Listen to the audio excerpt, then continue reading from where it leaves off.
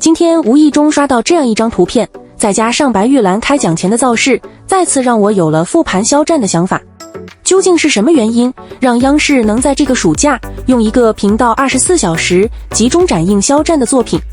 又是什么原因让这个曾经被全网做空沉寂1年的顶流，在重返内娱后不仅事业更胜从前，还越来越受到主流媒体的认可和推崇？大家好，我是演员肖战。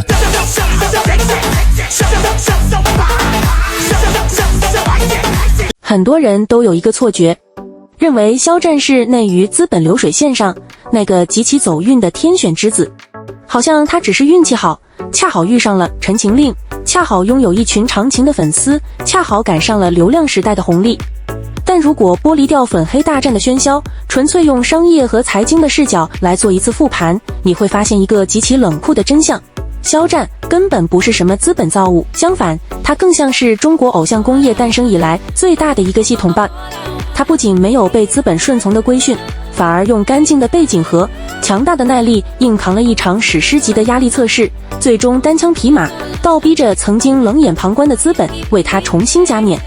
在顶级商业操盘手的眼中，内娱的造星逻辑其实和制造一款电子产品没有本质区别。标准化的选秀，精准的人设包装，可控的公关团队，最后推向市场快速变现。资本最看重的是什么？是可控性，是线性增长。一个艺人本质上就是一个金融产品，只要风险在可控范围内，就会不断吸引投资。而肖战从一开始就不是那个最符合资本审美的人，24岁才转行，之前只是一个普通设计师，没有练习生体系，没有童子功，也没有所谓的大公司重点培养。好不容易拼进男团，结果刚出道，公司就几乎放养，没有资源，没有镜头，没有人规划未来。别人等机会，他就自己掏钱去学表演；别人休息，他追着老戏骨请教，一本小本子记得密密麻麻。直到《陈情令》，命运终于给了他一次机会。2019年，魏无羡火遍全网，那个经历万千磨难却始终保留着热血和初心的少年，也让肖战一夜之间完成了从小透明到顶流的跨越。如果按照资本剧本走，他应该一路高歌猛进，完成商业收割。但2020年，这个全网瞩目的超级独角兽项目遭遇了一场商业史上罕见的黑天鹅事件。如果把当时的肖战看作一家高速扩张的上市公司，那么他的遭遇无异于遭遇了全网最猛烈的做空。我们来看看现在百度百科以及维基百科对当时事件的描述。粉丝行为，偶像买单，这个曾经引发全网大讨论，甚至连部分官媒都参与讨论的话题，如今回过头来看，其实更像是一个经不起推敲的伪命题。因为从逻辑上来说，任何一个拥有数千万粉丝的公众人物都不可能对每一个个体的行为承担无限责任，更何况事件本身远比一句简单的粉丝举报导致网站被封复杂得多。当时事件的中心 AO3 本身就是一个服务器位于境外的网站，其内容在中国现行网络环境下本就长期存在争议，也从来不是一个稳定没有风险的平台。因此把整个事件简单归结为某家粉丝举报，本身就存在过度简化的问题。但事实是，在舆论场上，复杂的事实往往敌不过简单的标签。227很快从一次圈层冲突演变成了一场现象级的舆论事件。在那场风暴中，肖战本人逐渐被去人格化，他不再是一个具体的人，而是成为了一个符号，一个靶子，承载着公众对于滥用举报、饭圈文化、过度应援、资本流量以及言论自由等各种社会情绪的集中宣泄。于是所有复杂的问题都被浓缩成了一个最简单的出口：肖战。代言停滞，项目延期，活动取消，商业基本盘一度面临全线崩塌。而且早早建立起来的227超话，对他精准的商务狙击，几乎全面丧失的话语权，都说明这已经远远超出了普通网络争议的范畴，不得不让人怀疑本次事件有竞争对手推波助澜，甚至是幕后策划。虽然现在内地网络口风对这些依然是三缄其口，但各种证据和后来肖战工作室的告黑结果，当让这种猜测有了可能性。更可怕的是，一场短期舆论危机最终沉淀出一个规模庞大、持续至今的黑粉群体。毫不夸张地说，即使放眼整个内娱，肖战也依然是拥有最多黑粉、争议度最高的艺人之一。老实说，按照娱乐圈的风控模型，一个艺人一旦出现无法控制的负面外溢，往往会被迅速判定为有毒资产。常规操作是什么？止损、切割、寻找替代品。无数双眼睛都在盯着这只曾经狂飙突进的妖股，等着看它退市清算。但接下来的剧本让所有精算师都跌破了眼镜。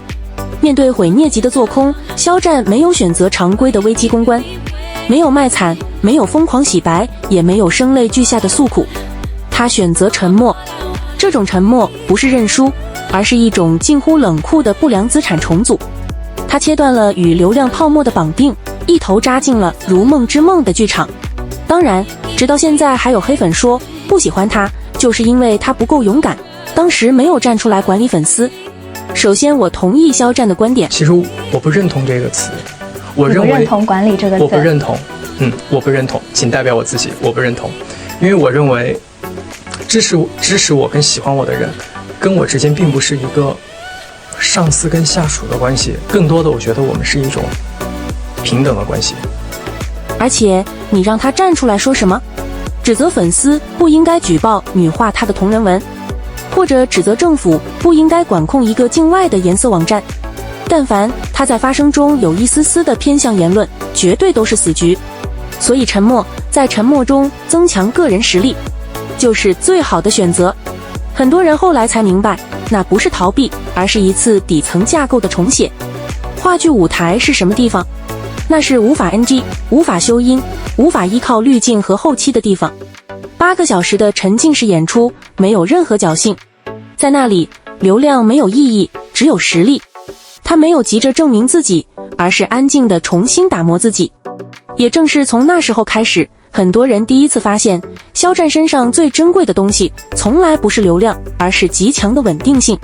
在塔勒布的《反脆弱》中有一个观点，那些杀不死你的，不仅会让你变强，还会让你拥有从混乱中获益的能力。肖战就是内娱反脆弱模型的孤本。风暴过后，当市场重新评估的时候，所有人惊讶地发现，这只曾经被疯狂做空的股票，不但没有退市，反而完成了从高风险成长股到顶级蓝筹股的跨越。当然，这时候大家就会有一个问题要问了，内娱被做空的明星多了，为什么只有他站起来了，而且优胜从前？大家细想一下，以往被封杀或者退圈的明星都是因为什么原因？无一例外都是和法律、道德以及政治行为和言论有关。那肖战的这个粉丝行为跟这3样有关吗？可以说毫不沾边。而且在长达1年，无数网络黑粉的发掘中，居然没有什么实质性的黑料。更重要的是，他变了。经历低谷之后，他不再急于证明自己，他说要用作品说话。于是有了梦中的那片海。肖春生身上的理想主义和时代感，让很多路人第一次重新认识肖战。再后来，《藏海传》口碑爆棚，创下央八近5年古装剧最高收视，传播到190多个国家和地区。一句我什么手脚都没动，就是我命不该绝，某种程度上也像是在说他自己。而资本是最冷血也最现实的，他从来不相信眼泪，只相信结果。为什么越来越多百年品牌愿意把筹码压在一个中国艺人身上？因为肖战彻底重写了内娱的议价规则。过去品牌买单的是曝光率，是粉丝的机械劳动。现在品牌真正买单的是他在极端压力下展现出的情绪稳定，是跨越商业周期的抗风险能力，以及那个无法复制的幸存者叙事。消费者购买的也不再只是一件衣服、一块手表，而是在为一种历经千帆依然清澈挺拔的精神价值买单。这也是为什么经历过低谷之后，他反而越来越受到中国主流市场的认可。因为主流从来不迷恋一夜爆红，主流真正欣赏的是一个人在经历巨大风暴之后，依然能够保持善意，保持热爱，保持职业精神。很多人至今还在寻找下一个肖战，试图用资本流水线复制他的成功，但这注定是徒劳的。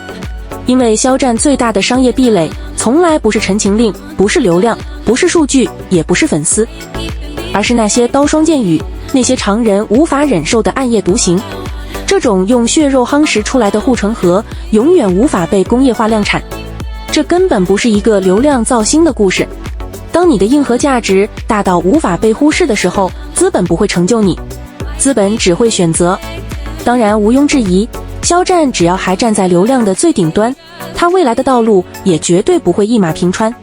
那我们就一起来继续拭目以待，他到底还能走多远？